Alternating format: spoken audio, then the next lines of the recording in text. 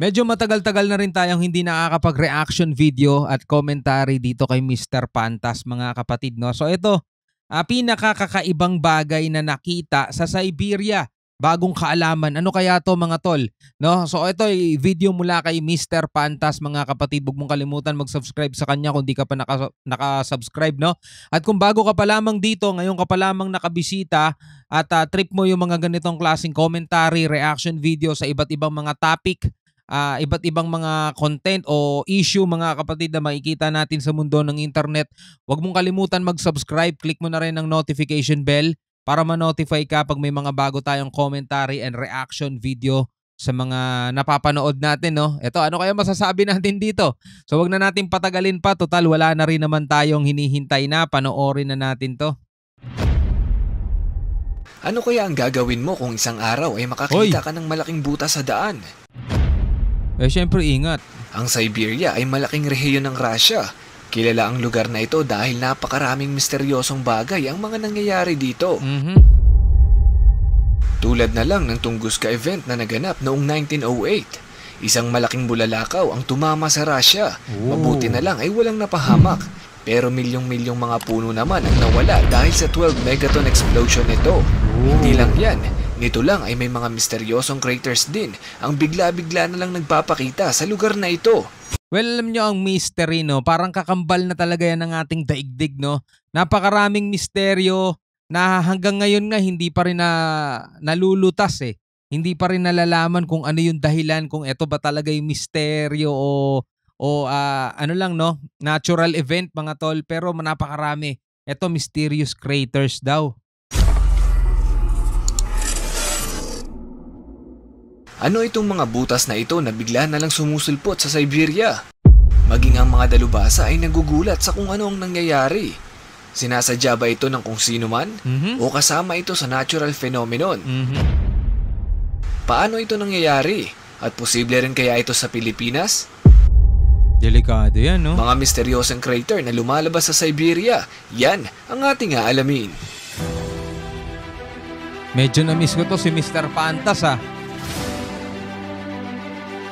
So ano kaya to mga butas na to? Ito ay daanan papunta dun sa Hollow Earth. Ang Siberia ay napakalaki. Sinasakop nito ang 77% ng Russia. Pero 23% lang ng populasyon ng buong bansa ang nanggagaling dito. Malawak ang Siberia, pero 40 million lang ang taong nakatira dito. Samantalang halos 110 milyong tao naman ang nakatira sa natitirang bahagi ng bansa. Ang dahilan kung bakit kaunti lamang ang populasyon sa Siberia ay dahil sa kondisyon at napakalamig na panahon nito. Napakaraming issue sa parting ito ng Russia. At ngayong araw ay i-reveal natin ang numero 1 misteryo na nangyayari ngayon sa bansa. Tulad na lang ng mga misteryosong crater na ito na bigla na lang lumilitaw sa kalupaan nila. Ang isang ito ay matatagpuan sa Yamal Peninsula, Siberia, Russia. Natagpuan ito ng mga journalist noong July 2020. Ang haba nito ay umabot ng 70 meters, samantalang ang lalim nito ay nasa 50 meters. Ang paniniwala ng iba, marahil ito raw ay nagmula kung hindi sa bulalakaw, sa missile explosion. At ang iba na may sinasabing maaaring alien daw ang may gawa nito. Pwede. Pati ang mga dalubhasa noong una ay hirap ipaliwanag ang mga bagay na ito. Sa inisyal na pag-aaral ay nasabi nilang malabong nanggaling raw ito sa pagbagsak ng bulalakaw. Kung susuriin itong maigi, makikita na ang mga buhangin ay tila nagmula pa sa ilalim, para bang nagbukas ang lupa. Kinalaunay na kumpirma nga na hindi ito nabagsakan ng kung anumang bagay mula sa taas o mula sa kalawakan. Kung hindi, isa itong pagsabog na nagmula pa sa ilalim. May nagsabi pa nga, pinaniniwalaan nilang dahil ito sa pagtaas ng temperatura noong 2012. Hindi lang isang beses nangyari ang insidenteng ito. Ayon sa kanila, mayroon ng 17 craters ang matatagpuan sa lugar. Noong July 2014 pa, ay may nakita na silang crater sa Yamal Peninsula. Ito si Dr. Sue Natalie, isang Arctic ecologist, eksperto sa paggalaw at sa mga phenomenon sa ilalim ng lupa. Aniya, maaaring ito ay isang panibagong geochemical process at hindi nila inaasahan ang ganitong klase ng pangyayari sa ilalim natin. Habang nagsusuri ang mga siyentipiko, ay napag-alaman nila na una na pala itong nangyayari sa Canada. Tinatawag nila itong pingo, yung sinisigaw mo kapag tumama na yung puro mo. Bingo pala yun. Ang pingo sa Canada ay mga burol na nabuo dahil sa pressure sa ilalim ng lupa. At kapag sobra na ang pressure ay sumasabog ito at naglalabas ng yelo na may kasamang lupa. Ganito raw ang konsepto ng misteryosong crater sa Russia. Dahil sa pressure sa ilalim ay bigla na lang pumuputok at nagkakaroon ng butas. So delicates pala rito sa lugar na to, no? Buti na lang onti lang ang mamamayan, no? Kasi meron siyang pressure sa ilalim na gustong lumabas. Kaya tignan mo, nagkabutas-butas tong lugar na to, napakaraming crater. Ibig sabihin yung buong nasasakupan yan, merong pressure na gustong lumabas na posibleng sabay-sabay silang lumabas sa isang bukasan lang. Ang laking bilog nun. Ang mga misteryosong crater na ito ay mayroong mga gas pockets sa ilalim na nagmula sa natunaw na permafrost. Ang mga permafrost ay mga yelong naiipon sa ilalim at umahalo na mismo sa lupa at nagiging parte na rin ito. Tumatagal ito ng 2 taon o higit pa depende sa bansang kinalalagyan. Okay. Pinaniniwalaan nilang mas malakas ang pagsabog dahil sa mga pinaghalo-halong elemento, kasama na rito ang methane, yelo, tubig at putik. At dahil sa pressure, ito ay naiipon, lumalaki, umaangat hanggang sa ito'y sumabog. Para itong isang cryovolcano o isang ice volcano, pero di tulad nito na nasa ibang planeta at pwede lang mangyari sa isang dwarf planet gaya ng Ceres. Wala pang nakakakita sa mga misteryosong crater na ito kung paano ito aktual na nangyayari. Pero noong 2017, may isang pastol ng mga reindeer ang nagulat. Nakarinig daw siya ng isang malakas na putok sa isang dako. At nang nilapitan niya ito ay nakakita siya ng napakaraming usok na nagmumula sa ilalim ng lupa. Ayon pa sa pag-aaral, ay posibleng nangyayari ang mga bagay na ito dahil sa pagbabago ng klima. Unti-unting nalulusaw ang mga permafrost sa ilalim ng lupa na nakakabuo ng pressure na siyang nagiging dahilan ng pagsabog. Nako po, huwag naman sana parang sa mga 'di ba, sa pressure cooker, kapag bigla-bigla mo na lang binuksan 'yun nang hindi mo pinapasingaw man lang, 'di ba? Puputok din 'yun sa sabog. Sa mga radiator ng mga sasakyan, 'di ba? Kaya kailangan maingat ang pagbukas mo nun. 'Di ba? Kasi talagang sisirit sa 'yun. Siguro eto rin, no, gusto nang kumawala ng mga chemical o mga gas na nabubuo dun sa ilalim. Kaya bigla-bigla na lang siya sasabog ng ganun.